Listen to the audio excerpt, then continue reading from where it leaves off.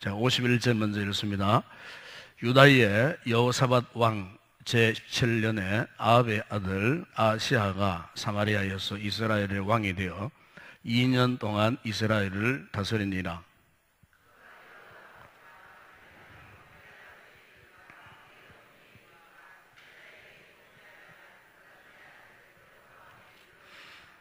바알을 섬겨 그에게 예배하여 이스라엘 하나님 여호와를 노하시게 하기를 그의 아버지의 온갖 행위같이 하였더라. 아시아가 사마리아에 있는 그의 다락 난간에서 떨어져 병들매 사자를 보내며 그들에게 이르되 가서 에그론의 신 바울 세부에게 이 병이 낫겠나 물어보라 하니라.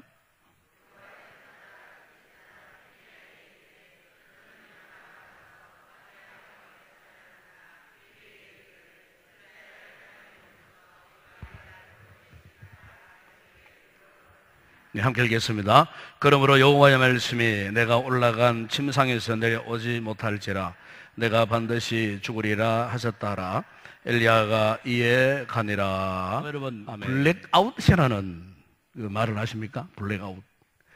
이게 블랙아웃이라고 하는 말은 이 대규모 이 정전 사태를 두고 이제 블랙아웃이라고 그렇게 이야기합니다. 그래서 이제 특히 이제 갑작스럽게 전기가 집중적으로 이제 소모될 때에 발전소의 그 모든 이 전기 시스템이 정지가 되는 그런 상태를 말합니다. 발전소에서 만약에 전기가 동시적으로 정지가 되어진다 했을 때에 이것은 국가적인 굉장히 무서운 이 재난 가운데 하나가 되는 것입니다. 또 실제로 우리나라에서 유사일에 처음으로 이 블랙아웃이 있었습니다. 그때 언제냐면은 2011년도 9월 15일 날 이 블랙아웃 사태가 일어났어요. 그래서 서울, 강남, 여의도 지역, 경기, 강원, 충청도, 제주도를 제외한 뭐 대구, 경북 쪽에도 동시다발적으로 전국 곳곳에서 기습적으로 이 블랙아웃 사태가 일어났어요. 전기가 그냥 끊어져 버린 거예요. 그 잘 돌아가는 공장이 올스톱 되어버리고 가정에 모든 가전 제품들이 다 올스톱 되어버리고 불과 한 5시간 정도 전기가 들어오지 않았어요. 물론 전기가 살아있는 지역도 있었어요. 근데 많은 지역 162만 곳 여러분 굉장하잖아요. 162만 곳에서 전기가 올스톱 되어버렸어요. 그래서 국가적으로 엄청난 경제적 손실을 가져왔던 그런 사태가 있었습니다. 그야말로 이 전기가 안 들어보세요. 어떻게 되겠습니까? 완전히 모든 그 삶의 시스템이 그냥 올스톱 되어버린 겁니다. 주로 이제 전쟁이 일어나잖아요. 폭격이 막 이루어지고 이럴 때 사실 그런 일이 일어나는 거예요. 근데 평상시에 전기가 이렇게 블랙아웃 상태가 되어가고 전기가 다 끊어져 버려요. 만약에 여러분 그래도 그때는 낮에 그나마 좀 밝을 때에 전기가 아웃됐기 때문에 그래도 그나마 다행이에요. 만약에 한밤중에 어느 한 도시가 전기가 올스톱 되어 보세요. 가로등도 다 꺼지고 모든 게 꺼져 보세요. 그러면요 그야말로 캄캄한 죽음의 도시가 되어버린 거예요. 아무것도 활동할 수 없는. 그래서 참 블랙아웃이라는 것은 절대 이런 일이 일어나면 안 되는 것입니다. 여러분 우리가 신앙적으로도 마찬가지예요. 영적으로도 우리가 이 블랙아웃 상태를 우리가 참 경계해야 됩니다. 이 블랙아웃 상태에 딱 빠지게 되면은 영적인 시스템이 작동 불가. 이때는 믿음 생활에서 최악의 상태가 되어버리는 거예요. 그게 무시무시한 겁니다. 그래서 우리가 어떤 일이 있더라도 어떤 상황 속에 우리가 놓여져 있다 손 치더라도 절대로 이 같은 상황에는 빠지지 않도록 평소에 우리 신앙생활을 항상 점검을 해야 돼요. 점검을 하고 또 건신하여 깨어서 말씀을 묵상하고 말씀으로 훈련받고 그리고 기도가 항상 살아 있어야 돼요. 예, 이게 없으면은 오늘 우리에게도 영적으로 언제 어느 때에 어떤 상황 속에서 어떤 순간에 이런 영적인 블랙아웃 상태가 올지 몰라요. 예. 오늘 본문에 보시면은 바로 이 같은 이 블랙아웃 상태에 빠져 있었던 한 사람이 나옵니다. 한 사람. 한마디로 말하면은 영적인 최악의 실패를 겪어했던 그가 누구냐면은 바로 오늘 본문 여러분 읽었던 22장 그 51절 보세요. 51절에 거기 보게 되면은 북쪽 이스라엘의 아합의 아들 아시아. 이 아시아는 북이스라엘의 그의 아버지 아합 왕의 뒤를 연 8번째 북쪽 이스라엘 왕입니다. 이 아시아는 그의 아버지 이 아합의 뒤를 왕이 되었는데 자기 아버지는 22년 동안 왕을 했어요. 그런데 오늘 본문에 나오잖아요. 이 아시아 왕은 겨우 2년 동안만 왕으로 있었어요. 그런데 이 아시아의 2년 동안의 치세 동안 2년 동안의 이 삶을 보게 되면은 자기 아버지 아왕이 22년 동안 살았던 그 삶의 엑기스. 이 엑기스가 뭡니까? 농축하는 걸 엑기스라고 하잖아요. 그의 아버지 아왕이 22년 동안 살았던 삶의 엑기스, 농축된 삶의 그 내용이 불과 짧은 2년 동안의 기간 안에 그냥 고스란히 다 담고 살았던 사람이었어요. 그래서 오늘 보면 여러분 52절에 보게 되면은 이제 그것을 간단하게 이렇게 설명합니다. 예. 그의 아버지의 길을 갔다 그래서요. 그 52절에 보세요. 이 아시아가 얼마나 하나님을 악하여주면은 2년 동안 왕의 자리에 있으면서 그의 아버지의 길을 갖고, 그 다음에 또 보세요. 그의 어머니의 길을 갖고, 그리고 또 더 나아가서는 이스라엘에게 범죄하게 한 느바스의 아들 여로보암. 이 여로보암은 이스라엘이 남쪽 유다 왕조와 북쪽 왕조가 갈라질 때에 북쪽 왕조의 첫 번째 왕이 여로보암이에요. 이 여로보암은 이 금송아지 우상을 섬기게 했던 장본인이에요. 금송아지 우상. 북쪽 이스라엘 백성들이 남쪽 유다의 예루살렘에 가가지고 예배를 못 드리도록 북쪽 이스라엘의 최북단, 최남단 경계선에다가 금송아지를 만들어 놔놓고 예루살렘 하나님의 성전에 들어가지 말고 너희들은 여기서 이 신에게, 이 우상에게 예배하자 우리. 이렇게 이스라엘 백성들을 요행하고, 그때부터 이스라엘 백성들이 우상 숭배에 빠져들어간 장본인, 바로 그 여로보암의 길을 이 아시아 왕이 걸었다는 겁니다. 2년 동안에 그 짧은 시세 가운데에. 그래서 53절에 보시면은 바알을 섬겨 그에게 예배하게 하고, 그러므로 이스라엘 하나님 여호와를 노하게 했고, 그리고 그의 아버지 아합 왕의 온갖 행위같이 하였더라. 그러면 여러분, 이 아시아 왕이 왜 이렇게 그의 아버지의 이 전철을 밟을 수밖에 없었는가? 그 이유가 뭔가? 우리가 본문을 이렇게 분석해 보게 되면 한마디로 이겁니다.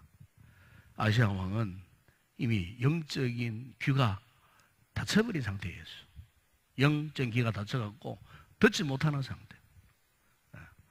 그리고 영적인 눈이 캄캄해져갖고 앞을 볼 수 없는 영적인 분별력을 완전히 상실해버린 거예요.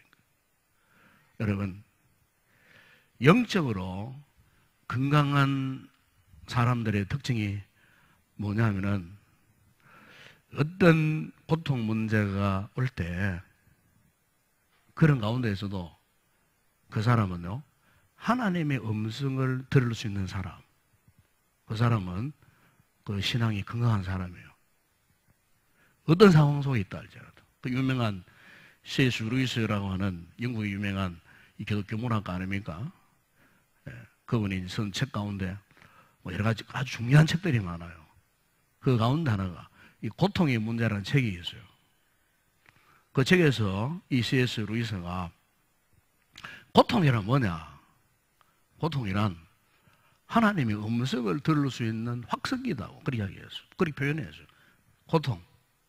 고통, 하나님의 음성을 들을 수 있는 확성기요. 고통을 통해서 지금 내가 내 삶에 당면한 고난의 문제, 어려운 문제, 답답한 문제, 괴로운 문제, 심지어 인간적으로는 참 죽고 싶어서 견딜 수 없는 이런 아주 간절한 문제, 절박한 문제, 이런 문제를 만났을 때에 신앙이 건강한 사람은요, 그와 같은 고통들을 통해서 하나님의 음성을 듣는다는 거예요. 오늘 우리 성도들이, 이런 성도들이 꼭 되기를 바랍니다. 이 고통의 문제, 어려운 문제 때문에 막 절망하고 포기하고 신앙을 포기하고 기도를 포기하고 말씀 순종을 포기하고 그냥 완전히 막 그냥 되는 대로 되어버리라 하는 식으로 그냥 일탈하고 탈선해가지고 그냥 자기 마음대로 그냥 방황하는 게 아니에요. 고통을 당했을 때, 고난을 만났을 때, 그 고난 속에서 말씀하시는 하나님의 음성을 들을 수 있느냐? 하나님의 음성을 들을 수 있는 영적인 귀가 열려 있느냐? 영적인 눈이 열려져서 비록 답답하고 우겨 싸움을 당하는 이와 같은 고통의 문제 앞에서 하나님이 나를 만져주시고 통치하시고 다스려 가시는 하나님의 임재를 내가 볼 수 있느냐 말이에요. 그 느낄 수 있느냐 하는 영적인 감각, 이 감각이 살아있느냐. 이게 여러분 아주 중요한 문제. 그래서 여러분 오늘 보면 아시아 왕을 보세요. 아시아 왕. 아시아가 왜 이렇게 되었느냐? 얼마나 그가 어느 지경까지 그가 빠져들어갔느냐? 여러분 열왕기하 1장 1절에 이렇게 말씀합니다. 아합이 죽은 후에, 아합이 죽은 후에, 예, 아합이 죽은 후에 어떤 일이 일어났습니까? 아시아가 아버지를 왕이 되었어요. 왕이 되었는데 이미 위에서 이야기하지 않았습니까? 그가 여호와 앞에서 악을 행하였어. 보세요. 그의 아들 아시아가 그의 아버지 아합이 왜 죽었는지, 어떻게 죽었는지 알까요, 모를까요? 예? 한번 대답해 보세요. 그 아들이 아버지가 어떻게 죽었는지 알았을까요, 몰랐을까요? 알았죠. 분명히 알았죠. 그의 아버지 생전에 그의 아버지가 어떤 짓을 하고 어떤 행위를 했고 하나님 앞에, 그리고 마지막에는 어떠했습니까? 유다의 여호사왕과 연합 군대를 결성해가지고 아람 군대와 싸울 때에 자기는 살아남으려고 여호사밧 왕에게 자기 왕복을 벗어주고 당신이 전투 지휘해라, 나는 병사들과 똑같은 옷을 입고 변장해가지고 나가 싸우겠다고 그래 했는데, 숨어서 자기 생명을 부지하기 위해서 숨어서 전쟁에 참전을 했어요. 그런데 아람의 어떤 군사가 활을 쏘았어요. 이거 지난주 했던 이야기입니다. 활을 촥 쏘았는데 화살이 하필이면은, 예? 우연히 하필이면은 그 숨어서 전쟁에 참전했던 아방의 갑옷, 그것도 갑옷에 솔기, 비늘 같은 세부처 이래 붙어 있잖아요. 하필이면 화살이 그 솔기 사이를 뚫고 들어가고 맞아가 죽어버렸어요. 그게 우연히 된 일이냐 그 말이에요. 우연히. 그가 죽었을 때에 그의 시신의 피를 개들이 쫓아와가지고 핥아 먹었어요. 개들이. 아무도 그의 시신을 돌봐주지 않았어요.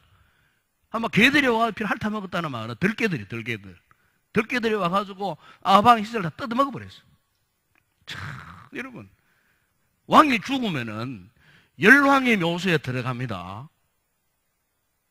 열왕의 묘소에 들어가지 못했어요. 개들이 와가지고, 들개들이 몰려와가지고 그의 시신을 흔적조차 없이 그 피를 핥아 먹어버려요. 다 그의 날을 뜯어 먹어버려요. 이 비참한 그 아버지의 죽음의 모습을 이 아시아가 본 거예요. 본 거예요. 아, 우리 아버지가 하나님을 제대로 섬기지 못하고 바알을 섬기고 그의 어머니 이세벨이 아세라 목상을 섬기고 바알을 섬기다가 하나님 앞에 저주를 받고 심판을 받아가지고 이렇게 무시무시한 하나님 앞에 징계를 받고 비참하게 죽었다는 사실 아시아가 분명히 봤어요. 아시아가. 근데 문제는 뭐냐, 영적으로 얼마나 그가 둔치였으면 그걸 깨닫지 못한 거예요. 여러분, 이게 무서운 겁니다. 여러분, 신앙생활에서 이게 정말로 무서운 거예요. 그의 아버지의 죽음을 보고서도 충격을 받지 못했어요. 경각심을 가져야 되는데 경각심을 갖지를 못했어요. 왜? 영적으로 캄캄한 송이 되어버린 거예요. 영적인 기머거리가 되어버린 거예요. 듣지 못하기 때문에.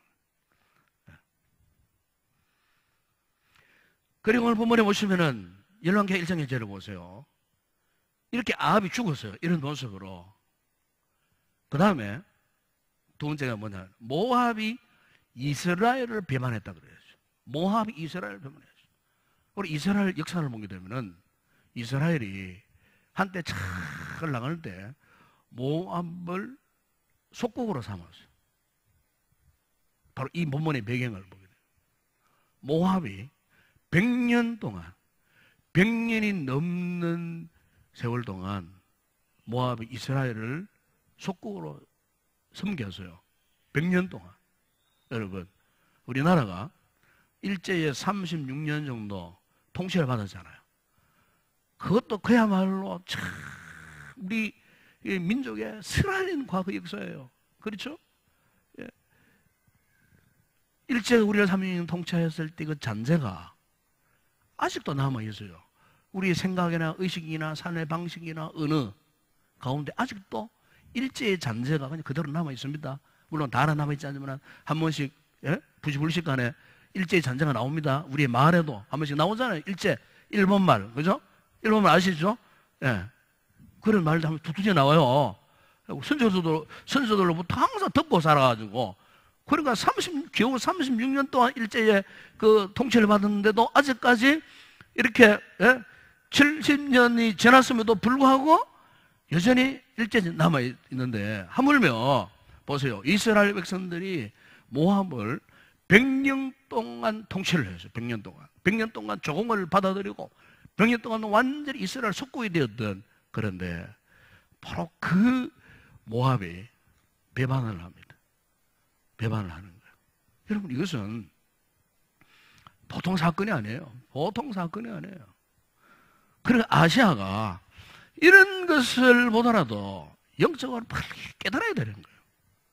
깨닫고 하나님께로 돌아와야 되는 거예요.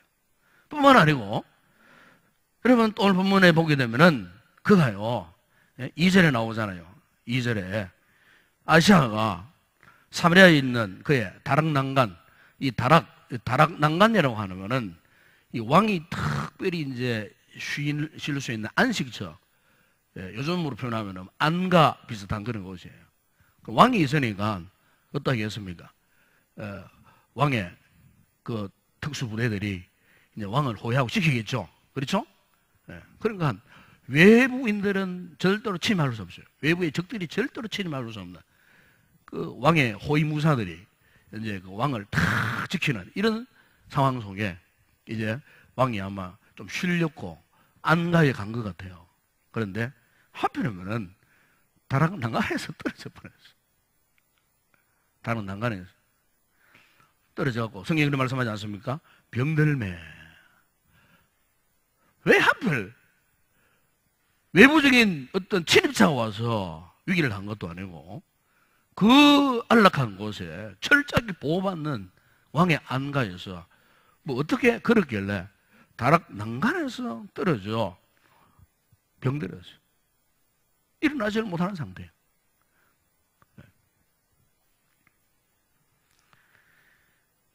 그러니까 자기 실수로 그 다락난간에서 떨어져서 이제 일어날 수 없는 이런 상황 속에 빠졌다는 겁니다.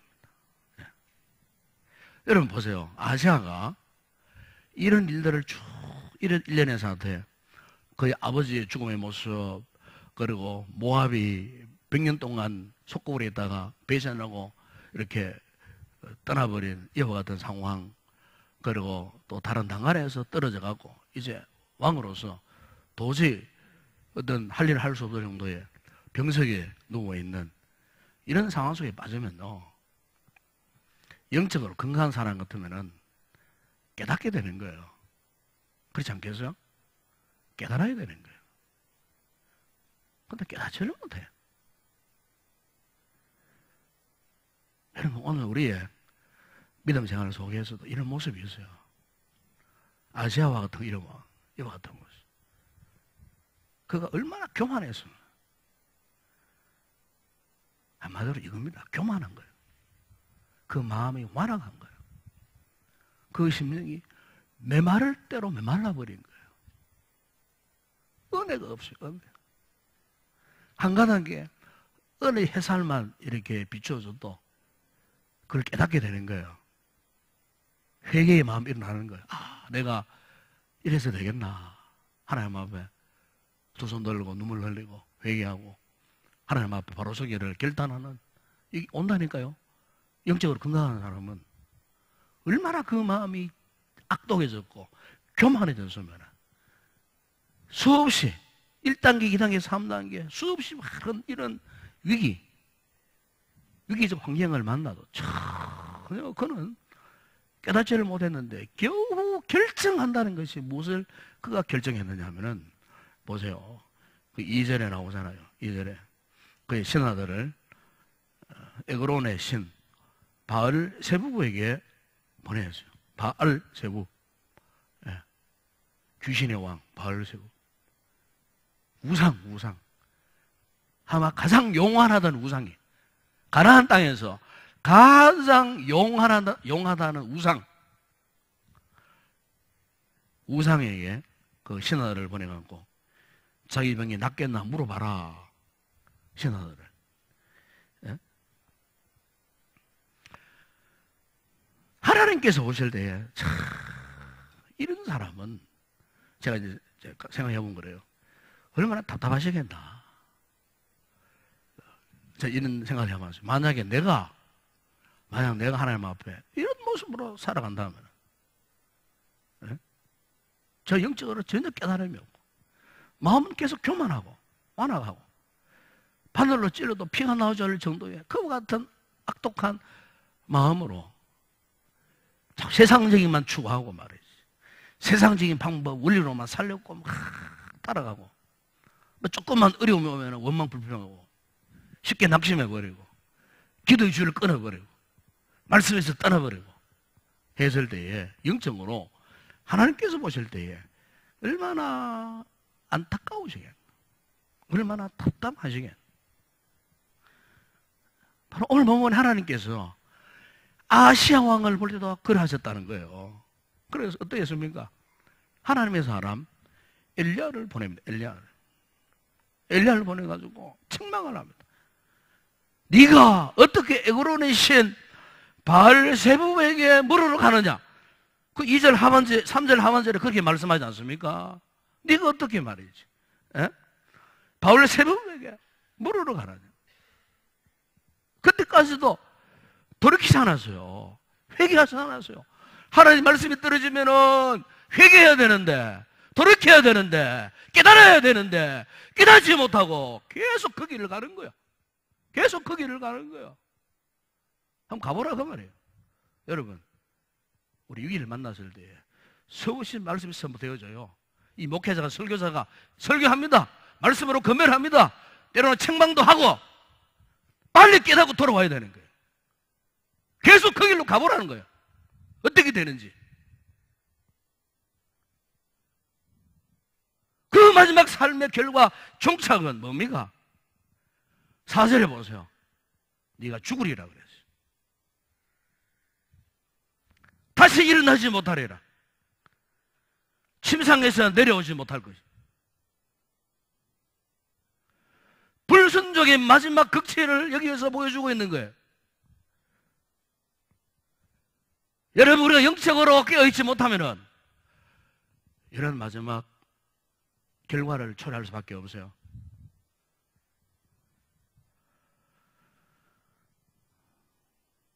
여러분, 우리가 아무리 힘들고 어렵고 감당하기 힘든 일을 만나도 우리가 잊지 않고 반드시 믿고 확신해야 할 것이 뭐냐면은, 내가 이런 상황 속에 있다 할지라도 그럼에도 불구하고 하나님은 지금도 살아계셔서 만물을 그분의 손으로 통치하시고, 그리고 내가 이 믿음을 갖고 있을 때 하나님께서 나의 삶을 역사하셔서 모든 것들을 누리게 하시고 보게 하시고 느끼게 하시고, 오늘 나의 삶 속에 개입하셔서 크고 작은 고통 속에서도 내 삶을, 내 인생을 간섭하시고 함께 하시고 내 인생을 선한 길로 인도해 주실 것이다 하는 이 믿음, 여러분, 우리 이것을 잊어버리면 안 된다 그 말입니다. 아멘? 그걸 잊어버리면 안 돼요. 영적인 줄을 붙들어야 돼요. 문제가 있으면 있을수록 우리 성도들이 이걸 깨달아야 돼요. 하나님 외에 다른 답이 없어요. 오직 예수 외에 다른 답이 없어요. 그럼 그분을 붙들어야 되지 않겠어요? 그분께 나와서 기도해야 되지. 돈 문제 때문에 고민합니까? 경제적인 문제 때문에 고민합니까? 질병 문제 때문에 여러분 지금 막 고통스러워합니까? 어떤 일가 인생에 그런 일가 힘들고 어려운 문제 때문에 여러분 전전긍긍하고 있습니까? 예? 그러면 주님을 붙드셔야지. 주님 앞에 나오셔야지. 기도하셔야 되죠. 예? 그분이 나에게 하시는 말씀을 제대로 알아듣고 깨달아야 되죠. 영적인 분별력이 회복돼야 된다 그 말입니다, 여러분. 영적인 블랙아웃 상태에 빠져보세요. 그 삶을 누가 책임져 주지 않아요. 오히려 그런 와중에 빠졌다면 하나님 외에 다른 답이 없는 거예요. 하나님 외에. 예? 이사야서 9장에 보게 되니까 당시 이스라엘 백성들이 얼마나 그 백성들이 마음이 경안했는지 완악했는지 하나님께서 선지자 이사야를 통해서 경고하셨어요. 그래서 그 본문에 보게 되면은 그들의 마음의 벽돌이 막 무너져 버렸어. 무너지면서 뽕나무가 막 찍히고, 한마디로 그의 삶이 초토화 되어버린 거예요. 그런데도 이 무식하고 멍청한 이스라엘 백성들이, 유다 백성들이 깨닫지를 못하는 거예요. 그러니까 벽돌이 무너지니까 뭐 다른 돌로 또 싸우면 되지. 뽕나무가 찍히니까 뭐 뽕나무 대신에 뭐 백향목이 더 좋은데 백향목을 심으면 되지. 예? 한마디로 영적인 안일함에 빠져있었어. 보기는 봐도 보지 못하고 듣기는 또 듣지 못하고 마음으로 깨닫는 것도 없고. 결국 여러분 이사야서를 보세요. 하나님께서 영적으로 뭔가 이스라엘 백성을 어떻게 했습니까? 예? 아수르의 몽둥이, 바벨론의 몽둥이를 들어가고 그들을 치신 거예요. 예? 북쪽은 아수르에 망하고 남쪽 유다는 바벨론에 망하고, 깨닫지 못하는 백성들의 마지막 결국에는요 하나님께서 그렇게 하실 수밖에 없어요. 예. 그 어둠의 수렁에서 그들은 벗어날 수 없었어요. 여러분, 우리가 오늘 이 말씀을 통하여서 우리가 분명히 깨달아야 할 것은, 절대로 여러분 어떤 인생의 위기가 온다 할지라도 영적인 감각이 상실되면 안 됩니다. 영적인 감각이 살아있어야 돼요. 영적 눈을 열고 귀를 열고 주께서 나에게 무슨 말씀을 하시는지, 주께서 지금 나에게 무엇을 보여주고 계시는지, 지금 주님께서 나에게 무엇을 요구하고 계시는지. 우리 믿음의 조상 아브라함은 히브리서 11장 8절에 갈 바를 알지 못하고 나아갔다 그랬습니다. 믿음으로 나아갔어요. 믿음으로. 예? 그의 독자 이삭을 모리아 산에 바치라고 했을 때 어땠습니까? 아브라함은 즉시 순종했습니다. 예? 그리고 의심하지 않고 순종했습니다. 끝까지 순종했습니다. 예. 아브라함 왜 이렇게 할 수 있었을까요? 바로 그는 지금 자신이 누구와 함께 가고 있느냐 하는 사실을 분명히 알았기 때문에. 예? 아무리 극박한 죽음의 꼴짜기, 눈물의 꼴짜기를 전날할지라도 나는 지금 전능하신 그분과 동행하고 있는 거야. 나를 사랑하신 주님과 함께 동행하고 있는 거야. 내가 아무리 인생의 절망을 놓였다 할지라도 그 절망의 수렁에서 건지실 하나님과 나와 함께 동행하고 있는 하나님 나를 붙들고 계시는 거야. 죽음의 홍해 바다가 앞에 가로막다 할지라도 하나님이 기도하면 홍해 바다가 갈라지는 그런 역사를 나타내실 그 하나님이 지금 나와 함께 동행하고 계신다라고 하는 이 믿음의 분명한 확신. 여러분, 우리가 이것을 항상 의심하지 않고 믿고 확신해야 하는 것입니다. 여러분, 그렇잖아요. 우리가 어린 아기를 때로는 차에 태우고 아빠가 운전하잖아요. 아빠가 운전하잖아요. 아빠가 운전하면은 아기는 뭐 다른 역할 없어요. 그냥 아빠 옆에 앉아 있으면 돼. 뭐 뒷자리에 앉아 옆에 앉아 있든 앉아 있으면 돼요. 예? 그리고 아빠가 알아서, 아버지가 알아서 운전해 주잖아요. 가고 싶으면 가고 이렇게. 예? 지가 운전하지 않아도 가만 앉아 있어도 그냥 아버지가 알아서 다 해주시는 거예요. 여러분, 우리가 믿음 생활이라는 그런 겁니다, 여러분. 믿음 생활이라는 게. 아무리 고난의 현장 속에 내 힘으로 풀어서 문제가 있더라도 여러분, 절대적인 믿음을 가져야 돼요. 하나님을 향한 절대적인 믿음. 하나님께서 직접 내 인생의 운전자가 되어주셔서 하나님이 원하시는 그분의 뜻대로, 여러분, 하나님 인도하시는데 우리를 뭐 죽음의 계곡으로 늘으시겠어요? 하나님 우리를 어쩌면 좋은 길로, 선한 길로 함께 하시려고 인도하시려고 그렇게 하시는 분이시지, 우리가 지금 실패의 자료로 날마다 죽음의 골짜기로 우리 인도하실 그런 분이십니까? 아니잖아요. 그렇다면 하나님 앞에 맡기고 내 인생의 운전대를 그분께 맡기고 전폭적으로 그분을 의지해야 되죠. 의지.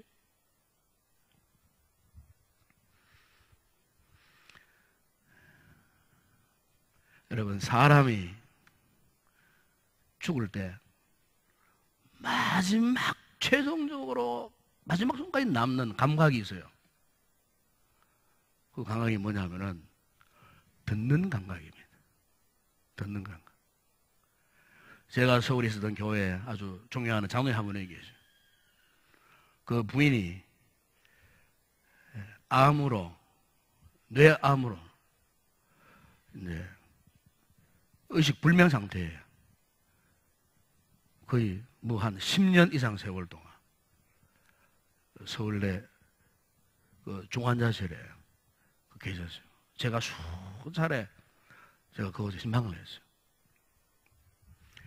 그래, 목사가 신방하다 하면은 그 장로님이 서울대 의사분이니까 이제 같이 내려오세요. 내려오시면서 이제 이렇게 해요. 자기 부인을 이제 가지 수건으로 얼굴에 닦아주면서 여보 목사님 오셨어요. 여보. 근데 내가 한번 물었어요. 장로님, 그래 부인 집사님이 장로님을 의식하고 있습니까? 의식하고 있다는 거. 들린다는 거지. 들린다는 거. 식물인간이라도 이리 움직 표현 못하게 들린다는 거예요. 생명이 안 끊어지면 너 들린다는 거예요. 그 청력이 약간은 살아있다는 거예요. 청력이.